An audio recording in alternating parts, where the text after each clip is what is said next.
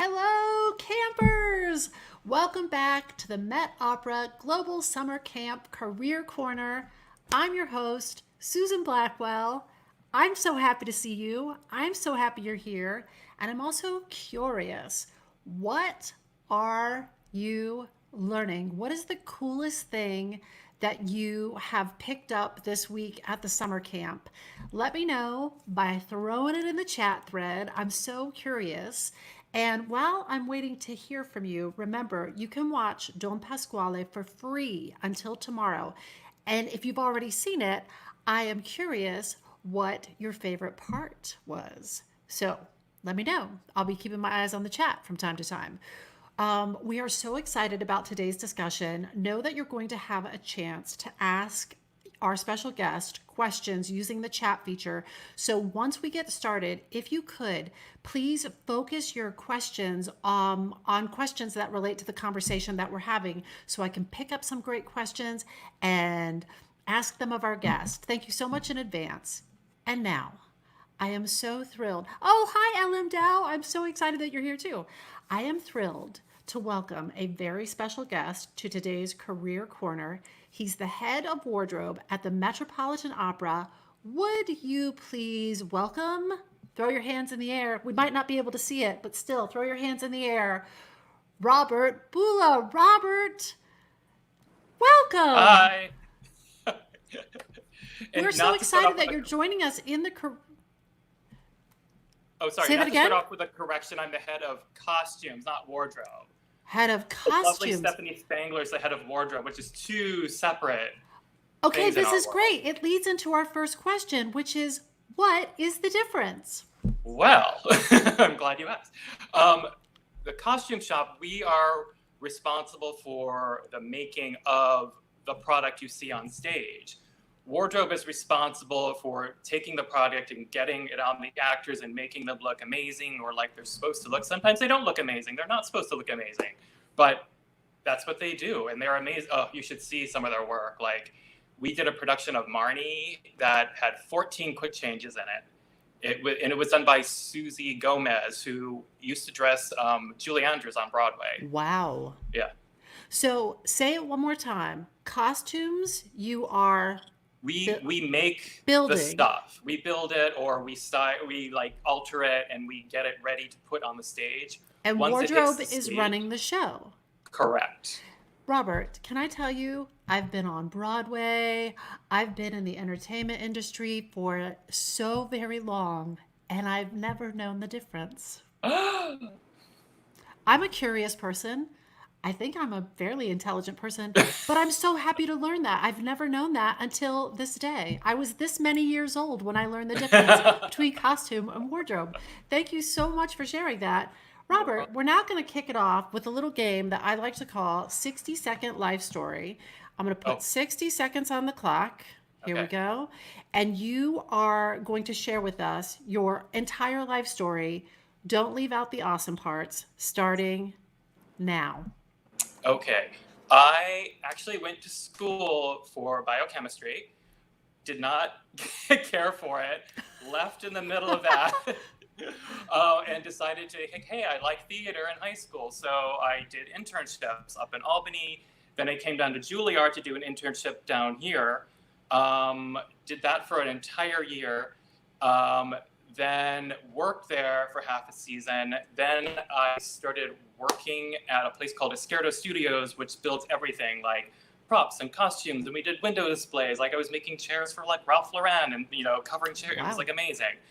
Great experiences and doing like photo shoots. And I was like, I want to be a designer. So I put my hat in the ring for NYU. I got in, couldn't afford it. So I decided to wait a year. 10 seconds. And oh my God, and I just kept working. I toured with Harry Belafonte. I made some clothes for them. I worked at a soap opera. I work at Saturday Night Live still. And then That's 60 amazing seconds. What a cool, interesting path you've taken. In a little bit, we're going to slow it down and we're going to let you double click and expand on some of those things. But what a cool, interesting road that you have taken to get to this place that you are now with the Met. That is very cool. The basics. What does somebody in your position do at the Met? Well, um, being the head, I was just the assistant head. I was just made the head, but it's kind of along the same lines. We're responsible for, talking with the designers about what they want. Like if it's a new production or we're inheriting a production, then it gets a little boring with numbers. Like you have to sit there and think, oh, how much is this going to cost? Like everything from So like budgeting and stuff like yeah, that. like everything from the millinery to the shoes and like figuring it all out. Like Hats what can to we show. use? Great. It's like it's a Tetris game. Yeah. So So you have it's to be good at, you have to be good at, you have to have great taste. You have to have a lot of skills, like maker skills, but you also have to have business skills and financial skills. yeah, yeah. And right now, my strong suit is that I've worked in many shops. I've built many things. I I've learned how to do budgets there and figure that out. So that's like it's kind of like amazing because what I didn't say is when I first moved here to Juilliard, I was going to interview to be a stage manager because I really loved that too. And they were kind of full up and they said, hey, try the costume shop. We see you've done costume things. I was like, sure. And it kind of, this is like kind of the best of all the worlds that I came here for. It's like, it's a little bit of it's like a management and also creative. So Yeah, we were talking with Peter Gelb last week, and I was also struck by how his brain seemed to have a big part of it was super creative, and a big part of it was super business savvy. mhm. And it sounds like you also have to have that sort of balance. Yeah, yeah. Yeah, And it's kind of what life is anyway, like you balancing things. And so, yeah. it is like what life is. Can I ask you, Robert, how long have you been at the Met? Did you say that in your 60-second life story? I don't think you did. I did not. This will be my 20th season, so 20 years. You look so young. Long, thank you. I just turned 50. You look great. um, 20 years at the Met, in addition to all those other things that you've done. yeah, That's amazing.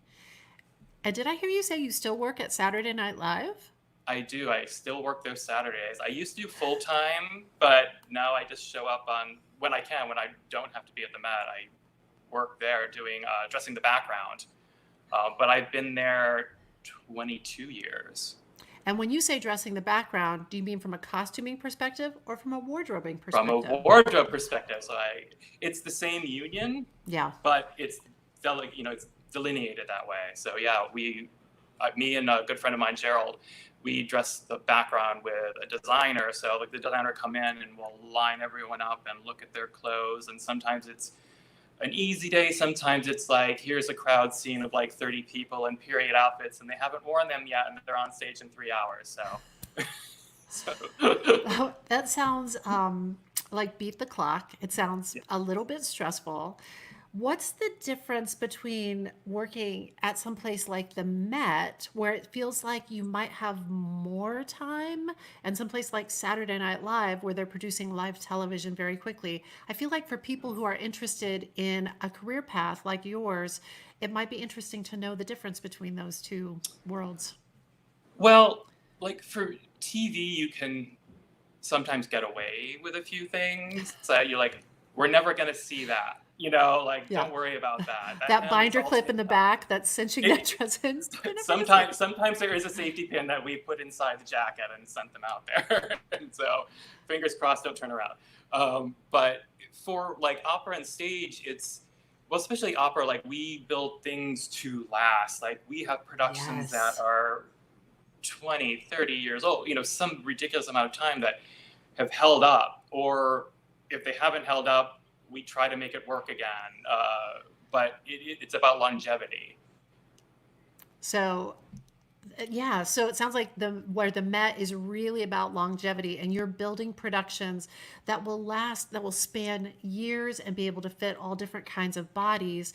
At Saturday Night Live, you're going to do that live television. It only has to last as long as the segment, and Yeah. then it can And go then away. sometimes it gets put in a box and sent back to a rental house or, yeah. That's so interesting. Um, Robert, can you tell us a little bit, like, what does an average day at the Met look like for you? Is there even such a thing as an average day? An average day, well, in theory, an average day is like go in, check all your emails, check to see if a cast has changed. If it has, is it for this morning's dress rehearsal? What do we do? Do we have something the cover can wear? Are they using the cover? It's like, so it's the average day is kind of big and it can go in many directions. So does that make sense that it still is average, even though it's like expansive But it and sounds like you have to be very nimble based on what is yeah. the most time sensitive. And then you probably have to look at things that are more medium term and long term, I'm guessing. Yeah, like you got to hit those short points first. Like, okay, this is on stage this morning. Get that out of the way, and then look. Then the next thing you're talking about is a show you're doing in a year and a half, and you have a meeting with that designer and starting to plan that out. So, it's average day is a lot. So, There's a lot contained in an average day. yeah. Would you say that when we were talking to Peter Gelb, he works incredibly long days. Are your days, because you're talking about working in the morning, and then we know that the opera typically performs in the evening, though that might be handled by the wardrobe That's run handled by crew. wardrobe. So, How long is your day typically? um, honestly, it's usually like 7 to 9 hours. Um, there are days like when I was production supervising a new show and it's a big show, like say with Marnie, I would be there maybe sometimes 12 hours, 13 hours a day, just trying to get it done and all the little pieces. Cause like when we hit the stage, we want it to be good and ready to go. Like we don't want to be futzing with it too much. We want it to be about the designer then looking and not having like missing holes or something like that. So we try to It, get it as done as possible. Yeah, it strikes me with your work, you have to have a really, really good attention to detail because there are so many little costume pieces, moving pieces. Like there's so much that goes into your work. It seems like you'd have to be very organized and have really, really strong attention to detail. Yeah. Yeah. You have to think ahead about like, you might see a problem like your designer doesn't see, or maybe you'll see something with like stage management needs to know, or you're like, oh, props doesn't know about that pocket, or props is like asking us like, do you have a pocket for that letter? So it's all this communication with all the groups to be like, oh, we changed that sword the other day and it won't fit that holster anymore. So Oh, those are there are great things that happen. examples. Yeah, everybody's Yeah. departments sort of have to work together and make sure that communication is happening as well. Yeah. Oh, that's so fascinating. We have a question from Carmela in New York City, and it's a good one. Let's hear it now. Hi, Oh, hi, my name is Carmela. I'm from New York City. My question for the Met Costume Shop is when you find out what the show is going to be, how do you begin the costume process? good question. Oh, I could you repeat it? Like mine went out and said I had a tap Oh, for the music. So I got certainly. half the question. So the question is, when you find out what the opera is, how do you begin the costume process? Well, on our end, because I'll work so closely with a designer. We kind of have a little bit of a waiting game, except if it's an opera that's been done before, like say it's an Aida, we kind of know the groups. Like, there's like different parts, like by the chorus that are sung traditionally, and we're assuming that's going to be the same. So sometimes we'll come up with a kind of a skeleton placeholder of these are the budgets, and then we wait for the designer to come in and fill in with like, this is what it looks like. And sometimes the director will be like, oh, I'm changing this totally. They're going to come from over here and they're going to be like 20 more people than usual, or, and then, then the director's like communicating with, say, the conductor for the chorus, so it's my end is kind of a waiting game, but also a guessing game. But that's basically where we do. We wait a little bit to get the feedback from the designer and the amount of people, what the look is, what they were thinking of, like the finishes were, and like is this okay we do it this way? Is this okay we do it that way? We have the meetings with the tailors and the designers when they come in so they can show their sketches to them too, so they get an idea of the hand. Because some designers really depend on the tailor to help them figure out what that drawing is. And there's some designers that are like, I want this seam here, I want this here, and I want, and it, well, fast, done. But it is kind of very, it's a process. They're all a little bit different. But there is kind of the same process to it. If that, I don't know if that helped answer your question. It's so interesting, Robert. It strikes me that you have these different sort of leaders that are in the process. You have the designer, you have the director, you have the conductor, you have somebody like Peter Gelb, the general manager, who's sort of acting almost, I don't know, almost like an artistic director. And I feel like part of your job is really listening closely and making sure like you have your understanding of what everybody's point of view and input is on things, because ultimately it is the hands of your team that have to make it, and they have to meet sort of everybody's desires and needs and expectations about what that piece is going to look like and what cost piece is going to be able to do. Yeah.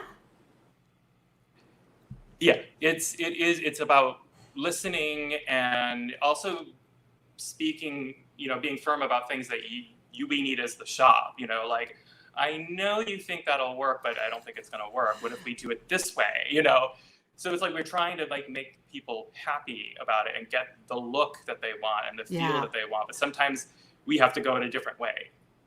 But it is about listening.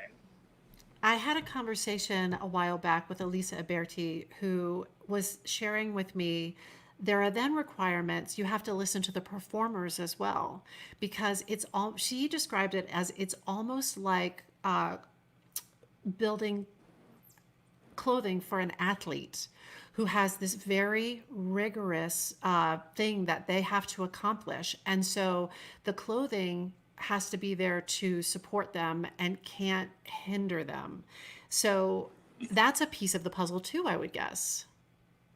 Yeah, again, it's listening to what they say. Like when you're in that fitting, especially, for the first time with, say, the designer, sometimes the designer may want something and you have to facilitate them listening to the actor. Like I've been in some not great fittings where like a designer won't listen to what that person wants, but essentially the person who's performing is going to get what they need because that's how they perform. You want them to give their best response. Like people are there essentially to hear what's happening, and if they can't produce what they feel like that sound, then we're behind what they want. So it strikes me that another piece of your job is almost having to be a diplomat as well, so that you can help everybody to get their needs met and make sure that ultimately that the show looks great and sounds great, but that is you would have to exercise some diplomacy throughout all of that. Yeah, and it's actually very interesting because sometimes you hear things from the singer that you didn't know, like, oh yeah, we just changed that downstairs, we're not doing that part anymore, like, oh, we're doing this part now, and it's like, oh no, which is, it's great to have that flow of communication that fast, and then it's like, I'll go check on that. So the fittings reveal a lot. So. Yeah, I also remember, I recollect having a discussion about how they can also just be very sensitive because, imagine, if I'm myself and I'm going into a fitting room, any fitting room, like at a store to try on clothing, it can be kind of vulnerable because you're sort of assessing how you look in things. And it's, I think, quadrupled when it's just exponential when you're a performer at the Met and you're going to be downstage, front and center, doing something that is ridiculously challenging and having all those thousands of eyeballs on you. Yeah.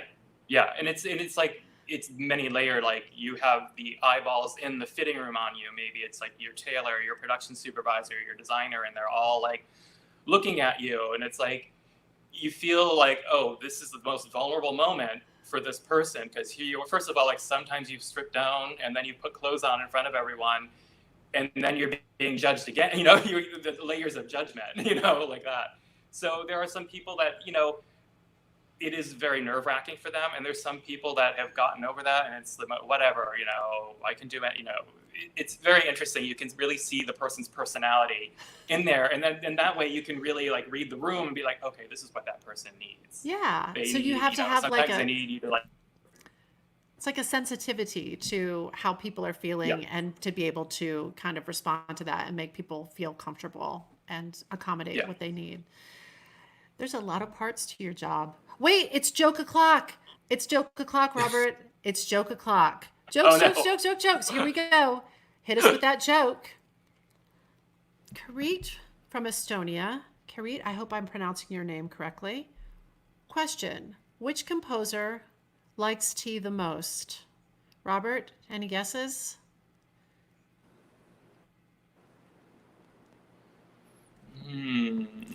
We don't know. Which composer does like I don't tea? know. Tchaikovsky. That's a good joke o'clock. Thank you, joke o'clock. Nice job. Very, very well done. All right, let me hit you with another question. This is a good question, and it's from Nova in Houston. Can we have that question, please? Here we go. Hello, my name is Nova, and I'm from Houston, Texas. My question for Robert Bulla is, what materials do you use to make all your costumes, and where do you get them? And can we also have a question from Marius, because I feel like it's a nice follow-up question to Nova's question. Hello, my name is Marius, and my question is, what would a typical costume at the Metropolitan Opera be made of? Thank you. Robert, were you able to hear those questions? Yes, I picked up the phone and put it right next to my ear this time. It was great. The materials, it varies. It really varies. Like sometimes you're doing like a period show and you want to have like real period fabrics. Like here's a beautiful silk or a really strong wool that has kind of that weight, because like way back when we didn't have these lightweight materials. Like all those men were in these like heavy wool jackets, which sometimes people don't like to wear because they're so hot and heavy, but they look like the period. You get the shapes and everything. And then you have newer shows where you're putting like glass mirror bits on people. We're doing a production of Frau that we've done many times, and it's so beautiful. Like the whole stage is mirrored, and someone comes out in this mirrored cape that's all these cracked pieces of plexiglass like stitched onto this costume. And wow. It can be made of anything, and that's why again you have to be flexible about what you're dealing with, because sometimes you have like these old school tailors and you're like, here's this like sheet of plexi or whatever, like this is what we're gonna do, and they look at you like you have two heads. but yeah, they can be made of anything.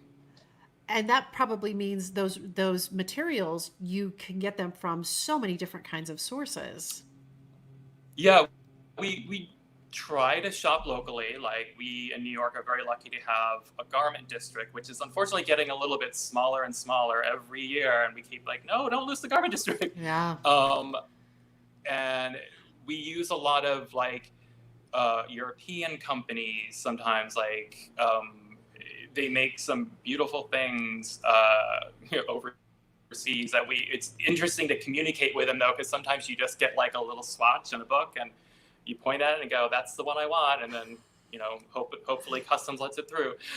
Wow. But we have like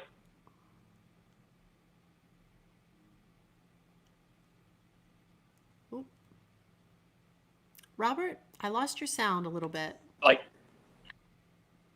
can you hear me now? I can hear you now. Thank you. Okay, great. Could you just repeat that last little bit?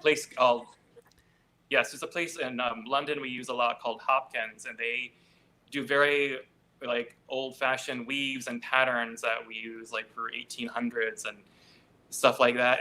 But the problem with that is that you sit there and you'll watch some other period show and you're like, that's a Hopkins fabric, that's a Hopkins fabric. Like you recognize it right away. Like, oh, I know them. Yeah. But Can I ask you, we source. Yeah. because those operas are really built to last, like when you're building an opera, if I understand correctly, you're building, especially a production like a popular production, you're building it to last. Do you ever buy extra fabric so that if down the line you need more of that Hopkins fabric, you have more of it on hand?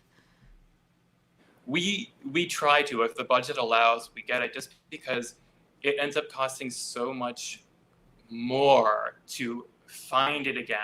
Or if it's a really important thing, like, oh, do we have to recreate that? And like, yeah, you can communicate with a printer to have it digitally printed, but it's like, it's so much easier just to have that extra fabric ready to go. And also just for an emergency, like, sometimes if like a singer calls out and, they're throwing someone else in, like we need to have something ready to go, like, an extra amount to make an outfit, so, and we've done it before, like we've turned out some costumes real fast. And What is the fastest you've ever had to create a costume to go on stage at the Met? Ooh. We've had some people come in the morning, and luckily it wasn't a total recreation. The singer came in like early afternoon with like the conductor, and they're literally standing there with books while we're throwing clothes on them to fit them, because then we had all these alterations to do, and then send it back out to the workroom, and then he went back to another room with a piano. And so basically, like, we maybe saw this one person at like 1:30, and we had the costume done by, like, the groups of costumes done by 7 o'clock. Oh my gosh.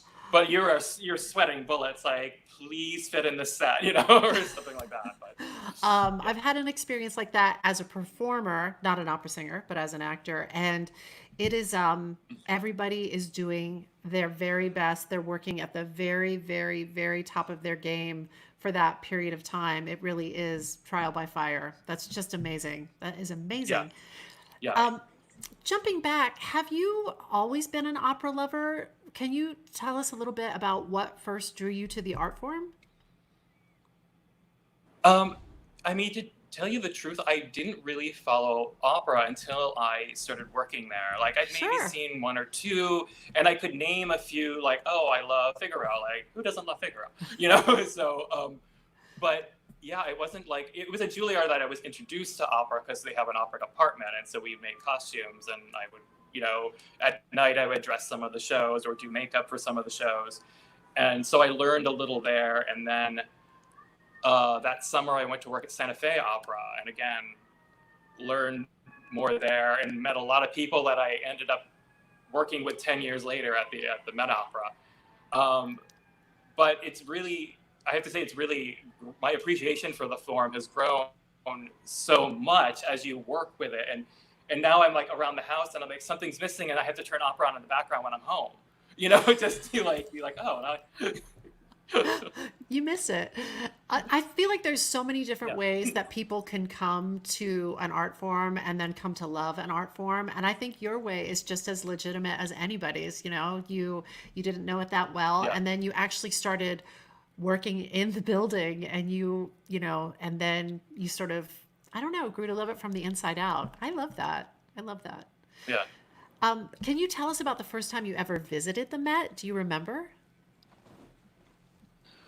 I do, because I actually was making costumes. I wasn't working for the Met yet. This was back in like 1994. And I was working at this place called Esquerdo Studios. And we were making costumes for a production of Rizalka.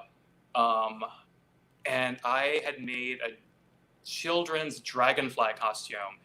And the whole studio was making these costumes, and we put them all in giant trash bags to bring up to the opera for fittings. And I remember walking down the hallways, and it was so crowded with costumes. It was like you were squeezing through Yes. to get it, but it was like the craziest place, because you open up and the shop there is huge. I don't know, you you've been in the shop, correct? I You have been have? in the shop, and just for people who haven't been in the shop, let's show some pictures of what the shop looks like. Dan, can you hit us with that first picture of the costume shop? Will you tell us what we're seeing here, Robert? This looks like what we traditionally call is this the lady side of costumes? Is there a You can ladies' see side? it's very funny because it's very old fashioned. Like, there was the men's side and then the women's side because it was like the heavy tailoring for men and then the dresses on the other Ah, side. sure. Now we're more fluid and we're like, we have this one uh, woman's tailor on the men's side who does great men's tailoring, but she's also really good for what we call the pant rolls, where women play men. Sure. And so she's great because, sometimes the women's side doesn't like to handle a blazer, so she can really pick that up. But as you see all the work tables, that's where they're like drafting patterns and cutting out fabrics and all the forms that we have to use. We have to have a ton of forms because that's the easiest thing to really work on. Like, you're draping for someone, you're basically sculpting for this body. So you get a form and sometimes you pat it to like the exact measurements of someone. So you really are creating this beautiful sculpture on someone that actually can move. So a form are those things that sort of look like mannequins, right? That's called a form. Correct. Got it. Yeah. And can we just look at that? We have one more picture of the costume shop, maybe from well, it might be just a slightly different angle there. Yeah. One of the But you'll see like against the windows over there's all these sewing machines. So basically, like, we have the drapers or the tailors, like, they come up with like the patterns and all that, and then they hand it off to their first hand, we call them, and they will help draft out, true them up. Sometimes they're cutting out the fabrics, and then you hand that off to a stitcher with the instructions like, this is the seam allowance that we need, and don't sew this until after the fitting. Sometimes you're doing a quick hand base because you want to be able to open it up in a fitting really fast. Because again, like, we try to only have one fitting in fabric afterwards because we are under such a time crunch. But again, it's like you try to get it as close as possible after that first fitting, and then just get it to work as fast as possible, because you have a limited time also with the performer themselves because they're in rehearsal so much. Right. So it's always like it's like a sprint. Like, you get in that thing and you just go. I'm also struck by how closely the members of that shop work together, and how you have to really be a good team member, I think, to work in that shop, because not only is it sort of close quarters, and as you can see from the photos, there's just a lot of stuff in there, but it's beautifully organized. And I feel like you would really have to, like you were saying, because several people may work on a single garment, you really have to be a good team member and a good communicator and just somebody who is like nice to be around. Yeah. It always helps to, it's great to be a friendly person, It's like, you hit some, there's some personality things going on, and sometimes it's about ego, like, I'm a better sewer or whatever, like that. But for the most part, we all really get along, and you're all striving for this common goal. We want to get this on the stage. We want it to be beautiful, and we want people to see it and go, wow, that's a beautiful costume, So for the most part, we are all like a huge team. We're a huge team. And, if it helps any, like, that one picture, flip that over, that's the men's side. And then we have another shop on the 5th floor. And sometimes we have this space out in the Bronx that we use when we just have way too much stuff. So, yeah. And we have a little store, there's a warehouse for the costumes out in Jersey that hold racks upon. It looks like, the ending of Raiders of the Lost Ark when they're putting the Ark away. That's what that warehouse looks like, with all these covered racks. But it's a huge space, and yeah, we got along great. Can I ask you, how has it been? So we're all in the middle of this pandemic, and you can't report to work. You can't be in that space with those folks. So my question is, how has that been for you? And is there stuff that you can work on even though you can't physically be in that space now? For right now, well, it's like, first of all, how has it been? It's been it's been interesting because like, we work so hard, and like from my perspective, when we were off, it was like, oh, we have a little breathing room for a second, and then now it's like, oh, now You I'm have to just put trying the to like opera on not in the keep busy. background, right? Yeah, I want to do. I actually pulled out my big 1962 Singer and oiled it, got it all oiled and in working condition. So I made my friend a bow Wow. tie the other day and some masks. And personally, I've been like volunteering at this like food and clothing bank down the way, and lots of walks. But there's only so much we can do. Like I think they just officially on Monday announced what the schedule is going to be. So of course I looked on that, and in my head I'm like, oh, this means this means this, but there's really nothing we can do until we know we can come back and in that. So it is just kind of like a waiting game. But we're all excited to go back. Everyone I've talked to is like, we miss the opera so much, and again we miss the camaraderie and being with our friends and people, and sometimes you don't realize what you miss until it's like not there anymore, and you're like, oh, remember that, and just hanging out with all those great and talented people. Totally. Totally. Yeah. And there is a lot of thinking work in your job, certainly, as you were saying earlier, but so much of your work is so hands-on that it requires that people be together. So I look Yeah. forward to a time when you all are together again and making beautiful things for us to enjoy. We have another great question from Dorothea from New York City. Dan, will you hit us with that question? Hi, my name is Dorothea. I'm from New York City. My question for the costume shop is, what is the hardest costume you've ever made? That is a good question, Dorothea. What is the Whoa. hardest costume you've ever made? The hardest costume you've ever made. I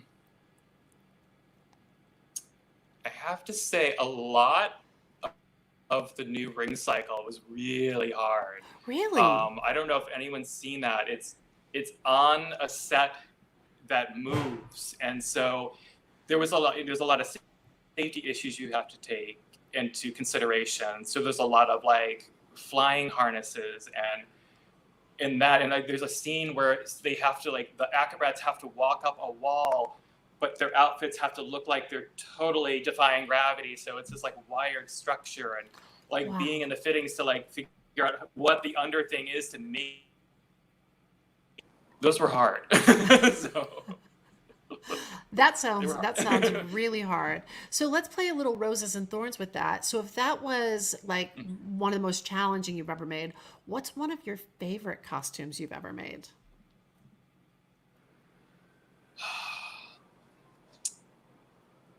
I have to say it was the new production of Tosca, and it was the black evening dress, and it was there's many reasons why it was my favorite. It was this lovely designer, John McFarlane. The costume itself was beautiful. The singer was so lovely about it, and I was working with a really talented tailor, and just sometimes you think like, oh, this could be a really hard thing because this has to be a beautiful gown that she's rolling around on the ground in, and what could go wrong and the feelings, but it was such a collaborative effort. And when it came out on stage, like you like tear like down your face because like you did it, like, it looks great, and like the designer's tapping you on the shoulder like, great, we did it, it looks great, and you hear like the director in the back going, whoa, and it's like, it was such a great feeling. That is awesome. That's the feeling we all want, whatever our work is, that feeling where everything comes together and everybody loves it. Yeah. That's so cool. So, Yeah. just a little extension of Roses and Thorns. Would you share with us what is the most challenging part of your job and what is your favorite part of your job? The challenging thing I would say, budget. It's like, oh, they're so boring. I can't. No, I have to say that it's really like, I don't mind planning, but when you sit there and have to like type numbers in, it's like, oh. But it's like a necessary evil for the job. So Totally. I feel like my favorite part of the job is dealing with the people, like really having a satisfaction of like your employees are happy, your designers happy, the directors are happy.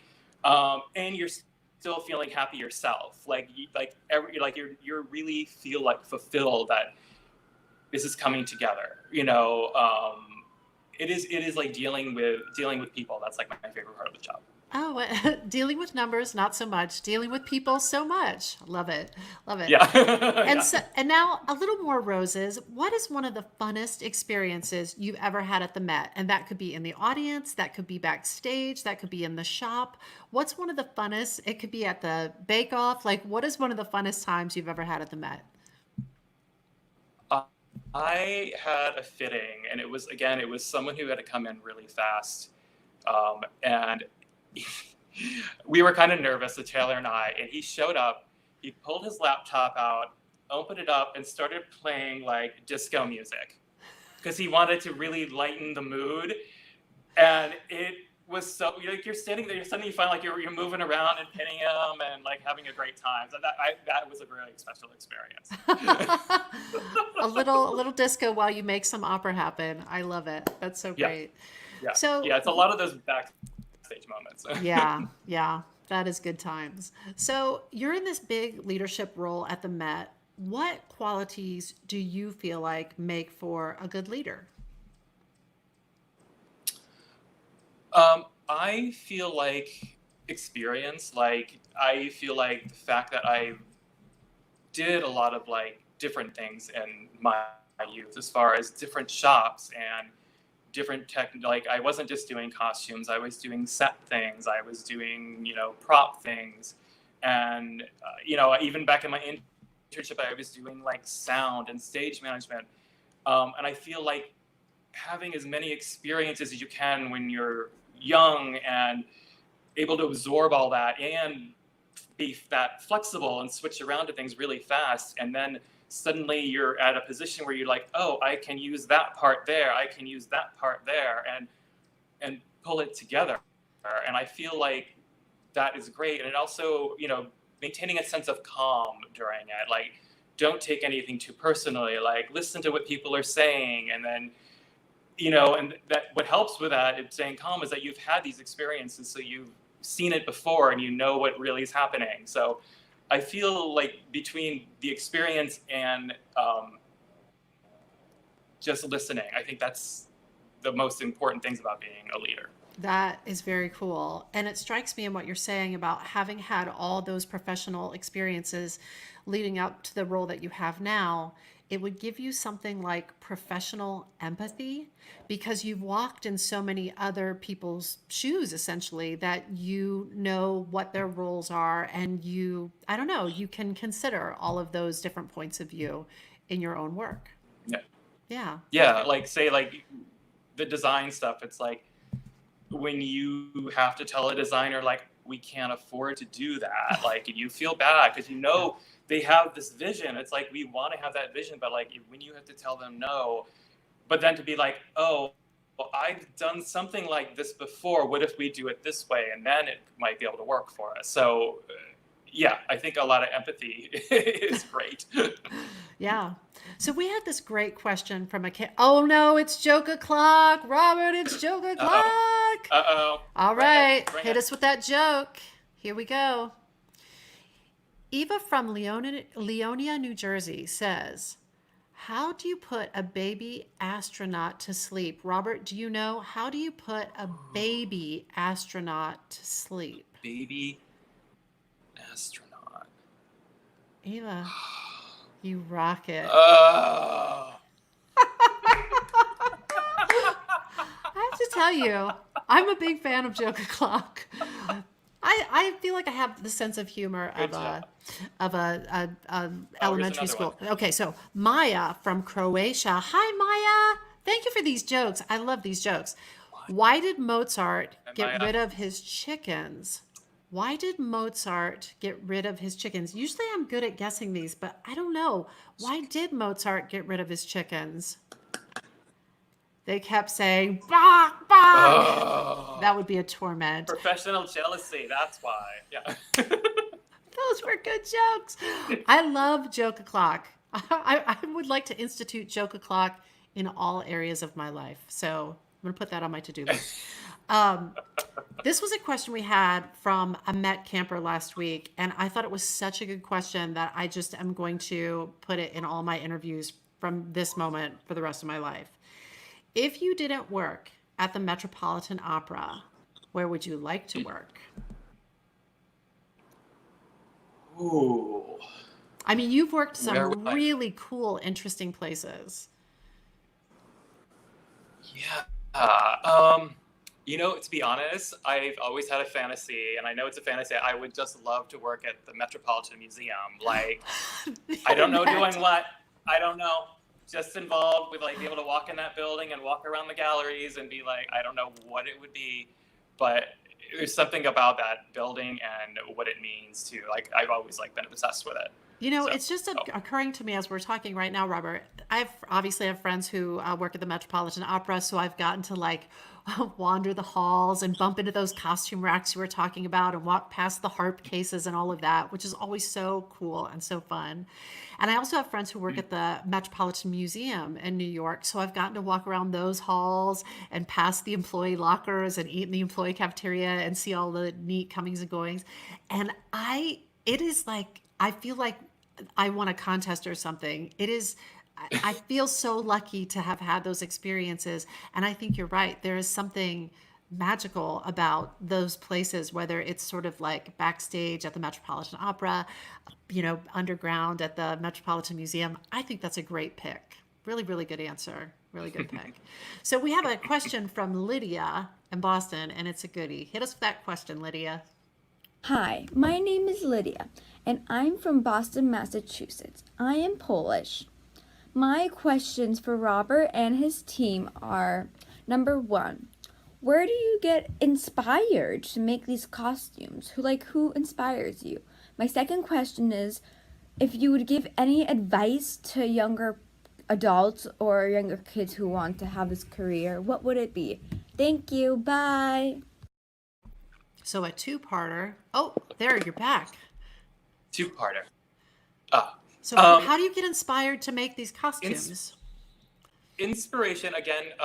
It comes from our designers, and it comes from like say their sketches. Like sometimes I'll send a sketch on, and sometimes again the sketch is beautifully rendered, and it's like, oh, that's easy to figure out. But sometimes it looks like an ink blot, and you kind of come up with it. Like we have some very creative drapers that I was like, I think this is what they mean, and sometimes that helps the designer too to really see the vision. So it's very collaborative, but the inspiration usually comes from the designer because they're kind of steering that ship.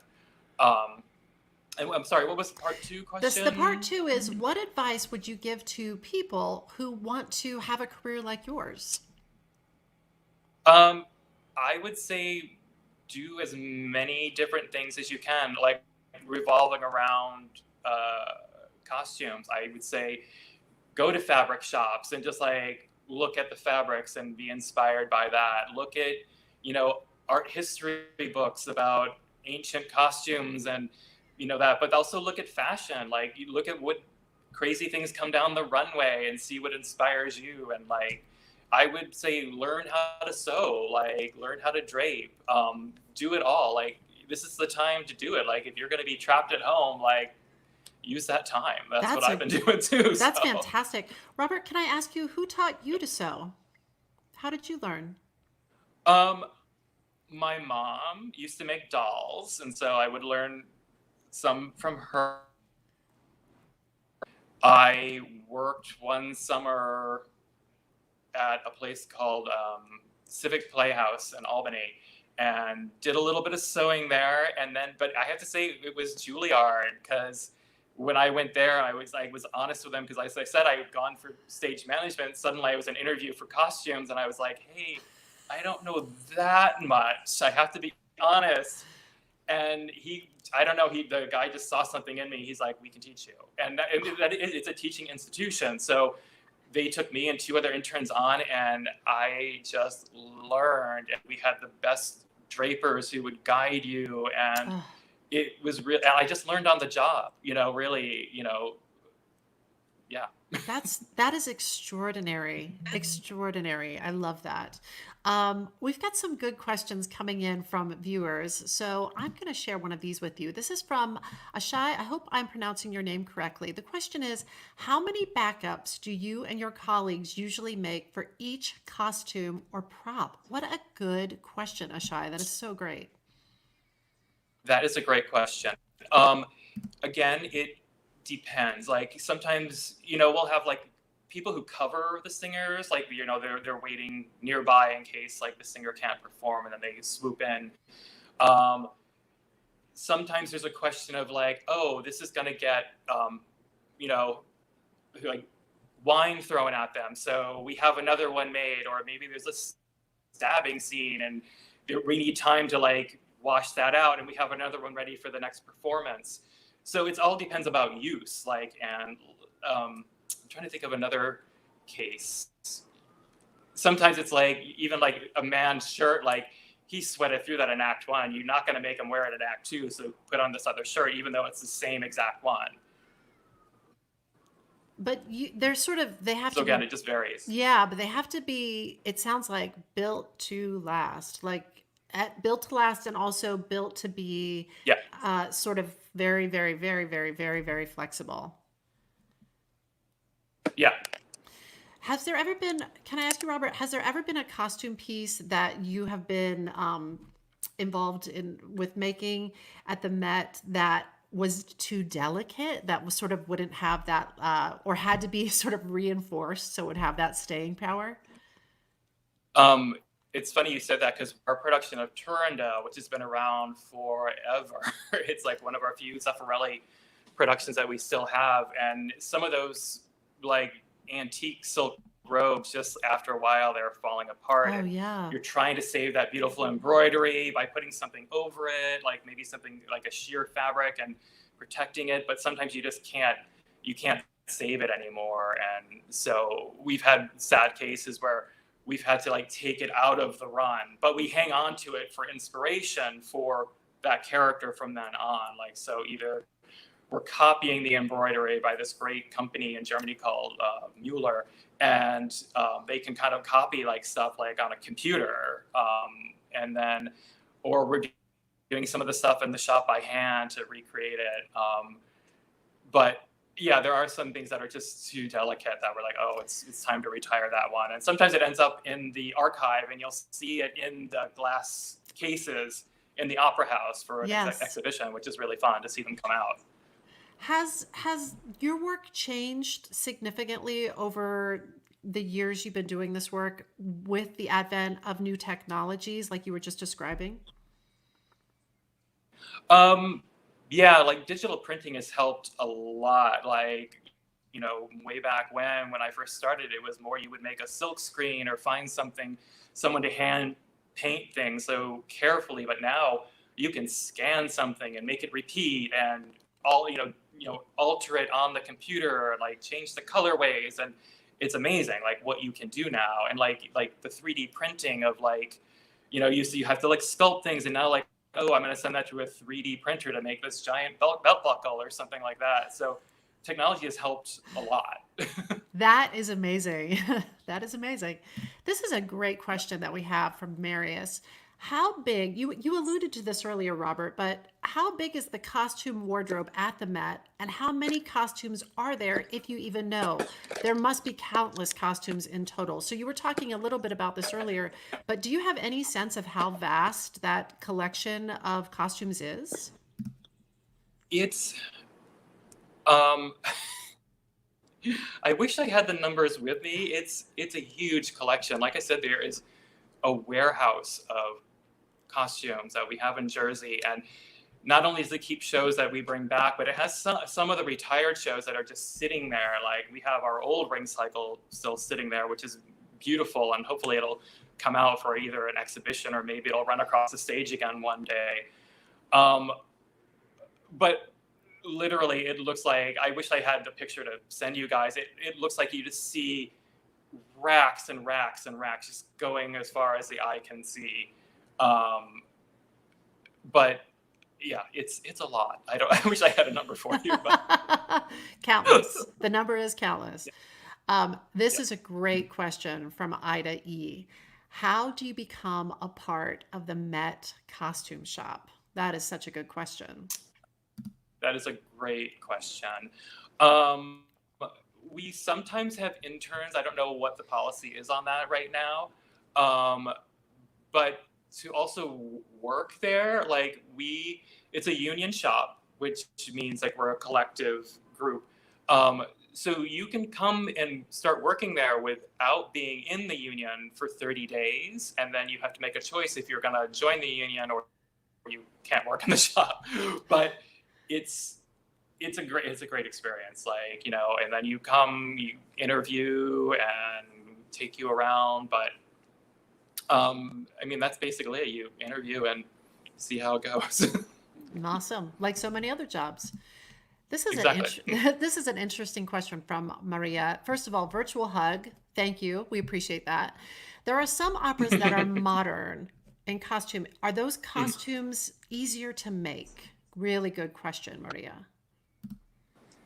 Not necessarily, because like men's suits they're time consuming, and I know some people think, oh, you just go buy a suit for like whatever off the street, but the amount of work to make it fit the way it needs to fit and look nice, and the fabric selection, it's like a whole like process. So not necessarily. There are some times where it's like, oh great, we were just buying a pair of jeans, but sometimes that takes a little work to get the perfect jean. That's right. We all Sometimes know it's because good, we've but all sometimes tried to it's buy not jeans. But then if you were buying Yes, jeans, so you would have to think forward to like you were saying, cast your mind forward to the future and make sure that you can get those jeans again if you need to fit other right, because then performers in those jeans. yeah, because then it becomes almost like a period piece where like you're recreating that later, and sometimes you're like, oh, we saved so much money by buying that show, but it's like, oh my gosh, when you have to recreate it, and then if you're keeping the design in mind, like, yeah, it's it's sometimes not so easy. It seems like a puzzle. I feel like one of your great skills is solving puzzles, Robert. Um, there was a question. Oh, I really like this question from Tegan. If someone wanted to become a costume designer, where would they start? Where would you start? I would say there you could. I hate to say it. Google it. Google some of the Google costume designers and like Broadway costume designers and theatrical costume designers and film. And there's a lot out there, and you can see what they've done and where did they go to school and what was their training and what is their style. Because like you may find someone's style that, oh, I really love that. I want to follow that path, or come up with your own style. But I would like follow some costume designers, like, and then like I said before, like open up some of those like old books and figure it out, like, and a lot of like colleges have costume design courses. There might be some like, summer classes or things like that they'll let people take. But yeah. Yeah, I think that first step is just like falling in love with like fashion and period and all of that stuff. And then the Yeah. study happens. This question, this is the question that we're getting from Huff Steph. What about all the shoes? And I'm going to be more specific, which is there's a lot of feet on that stage with a lot of shoes. And so are those shoes being made in-house? Are they being purchased? Where do all those shoes, do they live with the Ark of the Covenant in that big warehouse when they're done? What about all the shoes? Shoes. Okay. There, again, many different situations here. We have some shoes made. If they're like period, like sometimes there's some places you can buy a period shoe. We have a cobbler in-house. He alters shoes for us and fixes shoes, and he's amazing. His name's Johnny. Wow. And he's a lifesaver to fitting sometimes. But yeah, and then we buy some. So it's all over the place. There's one company called Har that you look at this catalog and they do things from like 10 BC to a modern tap shoe or something like that.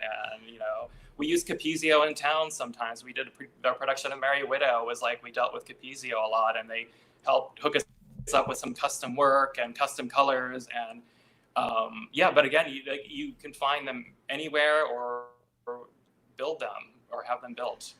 That's a lot of shoes. Robert, Yeah. it's such a joy to get a chance to talk to you. We're so thankful that we got to learn from you. Is there anything else you think that we should know if we're interested in having a career that looks anything like yours? Is there anything else, any other wise words of advice you want to share with us? You know what? The wisest words, because I sometimes would go back to Juilliard to speak to the intern crowd, and what the consensus of everyone is like, be nice to everyone. Like, you never know when you're going to see them again or when they can help you. And, so it's like, just besides just being a nice person because you should be nice, it's like, it helps with your career. I mean, really, like, if you make connections and network and all these things you do, so be a pleasant person. I think that is fantastic advice for life and for work.